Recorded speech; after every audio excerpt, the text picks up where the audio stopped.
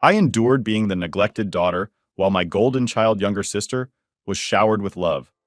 But after an argument about dirty dishes with my parents on my 18th birthday, they kicked me out of the house. Growing up, I always felt like the wallpaper in my own home, always there but never really noticed.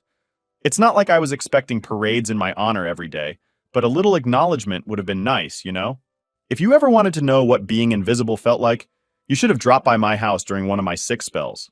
Trust me, it wasn't like those TV shows where the sick kid gets pampered and fussed over. Nah, in my case, it was more like being part of the furniture. Useful, but not really something you pay much attention to unless it's in your way. This one time, right before midterms during my junior year, I caught the flu. Bad. I'm talking about the real deal, the kind that knocks you flat and makes you wish you could just sleep through the whole miserable experience. Now, usually a sick kid would mean a change in the daily rhythm of the house, right? Well, not in mine. It started on a Monday. I remember because I tried to get up for school and nearly collapsed back into bed. I was burning up. My head felt like it was being squeezed in a vice, and every limb in my body ached like I'd run a marathon the day before. So there I was, a snotty, feverish mess, barely able to shout a weak "Mom" towards the door as she hustled about getting Amanda ready for her big dance audition. "Can you check on me?" I croaked out as she passed by my room, her hands full of Amanda's sparkly dance costumes and makeup kits. "I think I'm really sick." She poked her head in, forehead wrinkled more in annoyance than concern. "Just take some aspirin and try to get some rest, honey. I don't have time right now. Amanda's audition is today, and we're already late." With that, she was gone. The front door slammed shut minutes later, the sound echoing weirdly in the empty house. It was just me, alone, feeling like crap, and suddenly very aware of just how low I ranked on the family priority list. For the next 3 days, my room became my little quarantine zone. I drifted in and out of feverish sleep, waking up occasionally to the sounds of the house, Amanda practicing her routines, the clatter of dishes, the muffled tones of my parents' voices discussing everything and anything but me. One night, I lay there listening as they went on about how Amanda's audition went, her chances of getting the lead role, and what they'd do to celebrate if she got it. It wasn't like they completely ignored me. Mom would pop her head in once in a while, remind me to drink water, maybe leave some soup on the nightstand if I was awake. But it was all done in a sort of automatic check-the-box way that made me feel more like a chore than a son. Then there was Amanda. Look, I know it sounds like I'm painting her as the villain here, but she's not. She's just caught up in her world, a world where she's the star, and I'm not even sure I'm in the cast. When she did come in to see how I was doing, it was usually on her way out, her sympathy quick and rehearsed before she dashed off to meet friends or attend another practice. "Hope you're feeling better now," she'd say, not really asking because she didn't plan to stay long enough to hear the answer. It was during one of those sick days, though, that something shifted for me. It was a Wednesday, and I was lying there, staring at the ceiling, the house quiet, except for the distant sound of Amanda practicing. I started thinking about all those paintings I'd done, stacked up against the walls of my room, scenes filled with color and life, and how in contrast my real world felt so gray and muted. So, birthdays in my house? They're kind of a big deal. Well, at least when it's Amanda's. Mine, on the other hand, tends to get the short end of the stick, which is especially tough since our birthdays are just one day apart. Yeah, you heard that right. While she gets the red carpet treatment, mine is more like an afterthought, a box to tick before moving on to the main event. This year, though, was supposed to be different. It was my 18th. A milestone, right? Finally hitting that magic number where you're supposed to be an adult.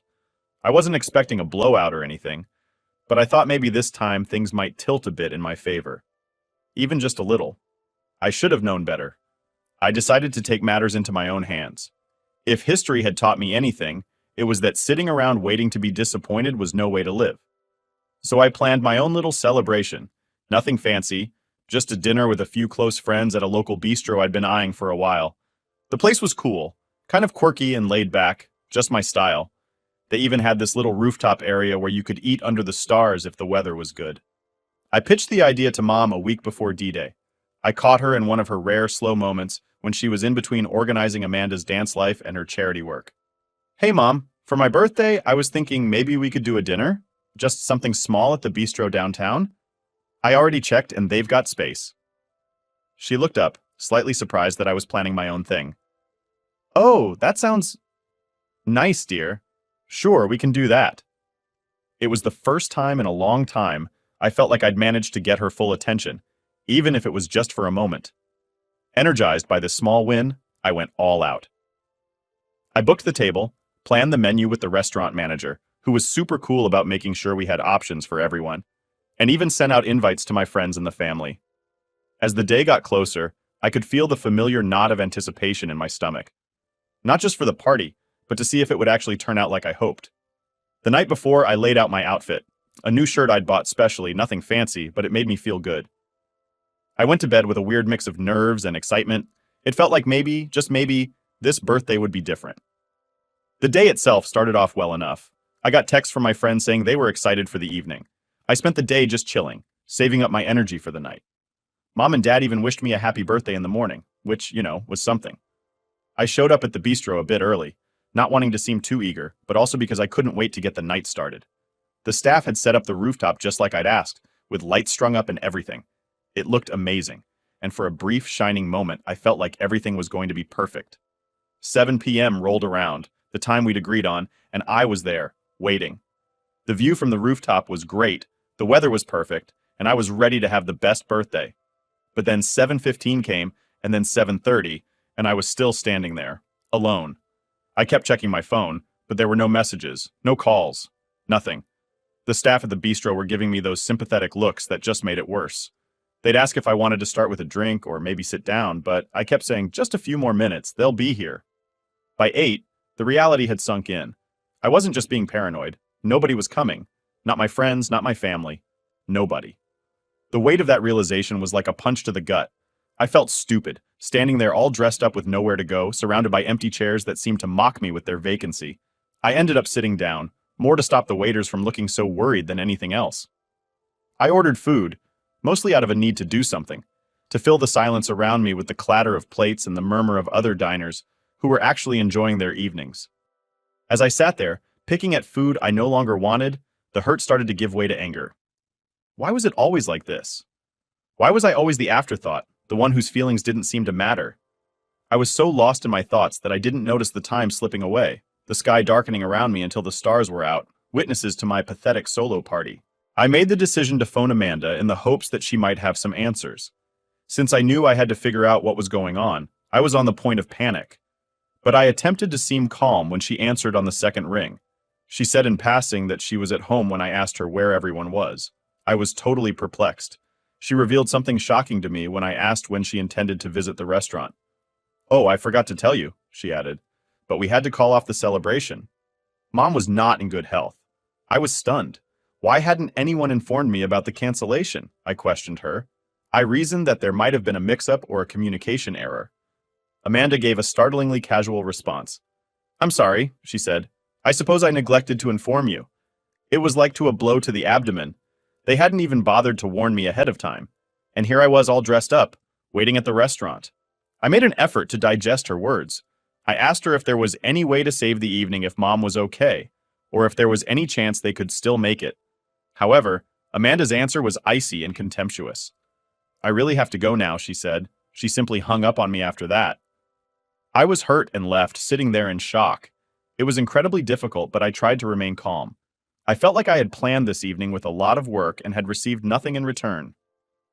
Trying not to cry, I took in the view of the restaurant. I observed gatherings of friends and family taking pleasure in their meals. I felt even more alone as a result. I was sitting there alone with no one to share the celebration or conversation with. The environment was so empty. It was painful considering how terrible I was sitting there. I observed someone walking through the restaurant's entrance while I was scrolling through my feed in an attempt to divert my attention from my mounting unhappiness. To my surprise, as I looked up, there was my grandfather. I assumed my mom had invited everyone, so I wasn't expecting him to show up. The sight of a familiar face honestly startled and relieved me. He said, "Happy birthday," as he approached with a kind grin. As he got closer, I experienced a wave of emotion. I got up and embraced him tightly. It was one of those hugs you needed when it seemed like everything else was crumbling. It felt like a tiny ray of hope in an otherwise dismal evening. So I thanked him for coming. Glancing around, he asked me where the others were. I was trying to hold it together and had been fighting back tears up until that point. but when he posed that straightforward query, it was as though a dam had broken. I was at my breaking point. That's when in the middle of the restaurant I started bawling. My cheeks turned red and I could feel the tears welling up. Taking a deep breath, I attempted to explain the events that had occurred. I sobbed as I told him about how I had come early, how nobody had turned up, and how Amanda had called to let me know that Mom wasn't feeling well, so the party was canceled. I informed him that on my particular day I had been sitting there by myself, feeling utterly forgotten and abandoned. With patience, my grandfather listened, and I could see worry in his eyes. He told me he was so sorry and put a consoling hand on my shoulder. He claimed that he arrived as quickly as he could and that he was unaware of the cancellation. He was obviously upset by the circumstance, and his presence was a much-needed consolation. While we waited for my food to arrive, we talked to cheer me up. He told me some jokes and related some experiences from his day, though it wasn't as exciting as I had anticipated. His presence gave the meal a celebratory vibe. I felt a sense of relief as we spoke. I was disappointed by my family, but at least I wasn't alone. It was difficult to savor the cuisine to its fullest when it finally arrived. I was left with a bad taste in my mouth from the previous events. So I picked up my plate, more out of habit than appetite. Ever. The trooper. My grandfather made sure to keep the conversation lively and interesting. He took advantage of the circumstance and kept me company. When my grandfather and I arrived home that evening, I was still feeling a little raw. All I wanted to do was crawl into my room and close my eyes. I remained silent in front of my parents. I simply headed directly to my room and shut the door. I was hoping for a little quiet time. A few minutes after the night's emotional roller coaster, though, I was startled out of my reverie by the sounds of shouting emanating from the living room. I made the decision to walk downstairs to investigate, as I was a little taken aback and concerned. The shouting grew louder and more fierce as I descended the stairs, and when I arrived to the bottom, I found my mom and grandfather engaged in a furious fight. My mother was furiously questioning my grandfather about how he was able to harm them. She spoke in a disbelieving and angry tone. I didn't know what to think. What they were arguing over was unknown to me. It was obvious that this was more than just a typical family argument. As I stood there attempting to make sense of the circumstances, I could tell from what I could see that the disagreement also involved my grandfather. It seems that my grandfather changed his mind after telling my mother that he would leave his house in his will. My mother was still the entitled brat she had been when she lived with my grandfather, who was quite angry about this, clearly unhappy over her treatment of me. He was also ashamed of it, his own granddaughter, during the heated argument. My grandfather turned to face me, inhaled deeply, and wished me a good birthday, and made his way toward the entrance. It was an odd time, a moment of conflicting feelings. His encouraging comments gave me some little consolation, but the turmoil that had descended was too much to bear. Without saying anything else, he disappeared, leaving me to stand there and attempt to take it all in. My mother turned to me and gave me a serious look when he left. She insisted on knowing what I had shared with him. The question took me by surprise, but I made an effort to remain composed. I just told it like it was saying nothing. After all, it was the real deal about how Amanda had casually stated that the party was canceled without properly warning me, and how I had been left alone on my birthday. Anger twisted my mother's face, but before she could say anything more, I simply turned and headed back to my room. Exhaustion and frustration mixed as I leaned against the door and shut it behind me. It had seemed like a long night, and I had hoped for a tranquil end to a challenging day. I eventually collapsed into my bed and attempted to quiet my racing mind. I wanted to skip ahead to the rest of the night because I was so emotionally spent. I felt even more alone after the argument, and I couldn't get rid of the feeling that I was a part of something much bigger than myself. I was left wondering if this was how things would always be or if things would ever change. After the evening did not turn out at all like I had anticipated, I hoped for some sort of tranquility and a better start to the following day as I closed my eyes. The following day when I awoke, I had the impression that I was in a whole other universe. The whole ambiance of the house seemed chilly and uneasy. I felt invisible because of the icy distance with which my family was treating me. In comparison to the typical pandemonium and warmth of family gatherings, it was quite different. As soon as I came downstairs, I saw that everything was ready for Amanda's birthday overnight. It felt as though a whole switch had been flipped. I could see my mom was feeling better since she was cooking like crazy and rushing around the kitchen. The aromas of what I could only assume were large birthday celebration. Preparations filled the home, and I was struck with a wave of dissatisfaction and melancholy as I realized how different things had been from the previous night. I made an effort to control my feelings, but it was difficult to witness the party for Amanda being organized with such care. While I had been so ignored on my own birthday, I was still aching from being left behind and wounded by the disregard for my family because it felt like they had completely disregarded my feelings on my birthday. I made the decision to leave rather than merely sit back and watch them get ready for Amanda's party. I spent the night at my closest friend's place. After packing a few things, I needed to get away from the stress and chilly atmosphere of my house. I wanted a place to go where I could be understood and made to feel welcome. The home of my closest buddy served as a haven where I could at least experience a semblance of comfort and routine. Though it was an impulse choice, it seemed the proper one at the time. The strange thing was that my mom didn't even try to call me after I departed.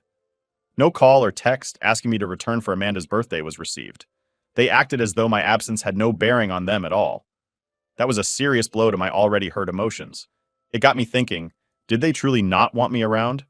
Or were they simply indifferent to my presence and not interested enough to want to get in touch? I'm now writing this piece while sitting at my best friend's house and attempting to make sense of everything that has transpired. It's difficult for me to get rid of the rage and grief I'm experiencing. It's annoying to feel like I'm so unimportant to the ones I should be closest to. I'm attempting to ascertain how to handle these feelings and proceed. I'm contacting you because I need some guidance. How can I deal with having these feelings? How can I get past my feelings of grief and rage about what happened instead of letting this destroy me? I want to figure out how to get past it right now. Any guidance or words of support would be greatly appreciated. I appreciate you listening to my tale. Update 1. Hello to all of you. I have a lot of news to share with you. My residence has been evicted from me. Yes, the sound matches the drama. My parents evidently couldn't wait for me to go to college, even though it's just a few weeks away. The most insane aspect. It all began when I neglected to do the dishes. This is how things transpired then. One night my mother lost it totally because I hadn't gotten around to doing the dishes. She became really angry with me, accusing me of being entitled and ungrateful, saying that I never helped her around the house and all that kind of stuff. She seemed to be exaggerating the situation greatly. I made an effort to clarify that it was only one night and that I had been really busy getting ready for college. But rather than being calmer, her anger just increased. Yes, I gave up on patience too. I retaliated angrily, telling her how I felt about the way they had treated me all these years, how I was always the one who was overdone, and how my birthday was just another instance of their disdain. After I let everything out that I had been holding inside for years, I was unable to control myself. I told her about my upset feelings over everything, including the emotional detachment and Amanda's preference that, as you may imagine, did not go down well when things grew incredibly hot. My mom shouted for me to go as her face brightened red, though not surprised. I was astounded. Although I had predicted this for some time, I didn't anticipate that something as unremarkable as the dishes would set things off. I left without waiting for any further drama. I laughed as I grabbed the bag and added some necessities. I didn't even try to provide a lengthy farewell or explanation. I had to leave before things worsened because I was too angry. I told my mother that I needed to be somewhere else for the time being, and that I would return for my belongings when I went to college. I went directly to the home of my closest friend as I was heading there. I gave her a call to see if it would be okay if I crashed there for a while. Fortunately, she informed me I could stay for however long I needed to, and was really accommodating. Ever since, her apartment has been a refuge for me. Now I'm at a loss on what to do. Update 2. Hello to all of you. Though it has only been a few weeks since my last post, I felt it was only right to inform you all on my progress. To be honest, I haven't been doing much of anything, although there is some news that you might find interesting. I finally had an opportunity to speak with my grandfather yesterday, following the entire ordeal of getting ejected and all. I had the want to tell him what was going on. I gave him a call and informed him of the entire disorganized state of affairs, my argument with my mother, the consequences with my family, and how I ended up getting kicked out. He had, to put it mildly, a rather strong reaction when he learned what had transpired. He became utterly infuriated. He was astounded that a matter as unimportant as dishes could cause such a heated argument. More than anything, though, he was angry with me for not getting back to him sooner. He replied that had I called him sooner, he would have been happy to assist me. He was willing to help. So hearing that feeling of relief was mixed with annoyance at how everything was happening at once. We ended up talking about what had happened and how I was feeling for quite some time. Having someone who was prepared to stand up for me and who could relate to my side of the story was incredibly consoling. He gave me comfort telling me that I didn't have to face this alone and that he was on my side knowing that at least one member of my family was truly supportive. Made me feel good. The day after tomorrow, my grandfather has made the decision to help me move my belongings out of my parents' house. Knowing that I won't have to handle this on my own is a great relief. He's going to assist me with organizing and packing everything I need for college. To be completely honest, I'm a little anxious about seeing my parents again at the house, but having my grandfather there gives me a lot more self-assurance. Update 3. Hello to all of you. I'm sorry to inform you that I have another update, but it is not a good one. With my grandfather's assistance, I was finally going to get my belongings from my parents' house yesterday. When we got to my parents' house, though, things took a terribly bad turn, and I was horrified to see that practically everything I owned was disappeared. As it turned out, almost everything had been donated or thrown away. Only a few worn-out notebooks remained. I had eyes I couldn't believe. It seemed like a complete invasion of my personal property. I had no idea what to say. I naturally brought it up to my folks. I asked them if they knew where all of my belongings had disappeared and what had become of them. They laughed at me in response. They genuinely chuckled. It felt as though they laughed at my anguish. I was in disbelief and devastated. I couldn't contain my tears as it felt like a final slap in the face when he saw how they handled me. My grandfather became enraged, though I could sense he wanted to approach them more forcefully. He maintained his composure despite having a red face. Rather than engaging in a heated dispute, it would be better if he just left. He decided, especially since I was already in such a vulnerable state, it wasn't worth getting worse. The tears really started to come when we got back in the car. I was sobbing quite a bit, feeling so emotionally spent and completely devastated. My grandfather, the amazing helper that he is, made every effort to console me. He expressed his regret to me for how things had transpired and expressed his wish that he could have taken more action. He lifted my spirits and made sure I had all I needed for college by assuring me that I wasn't alone and that we would work this out together. I went shopping with my grandfather. Going through stores and selecting necessities for the next phase of my life felt a little weird, while the pain from what had happened continued to sting. However, his generosity and perseverance in helping me get back on my feet meant a great deal to me. We were able to acquire a few necessities, and it felt good to know that I was prepared for the necessities. In addition, my best buddy informed me I could take everything I wanted out of her belongings. She promised to get me supplies, clothes, and whatever else I needed. It brought me great comfort to know that I had individuals who actually cared about me and wanted to assist me during such a trying time.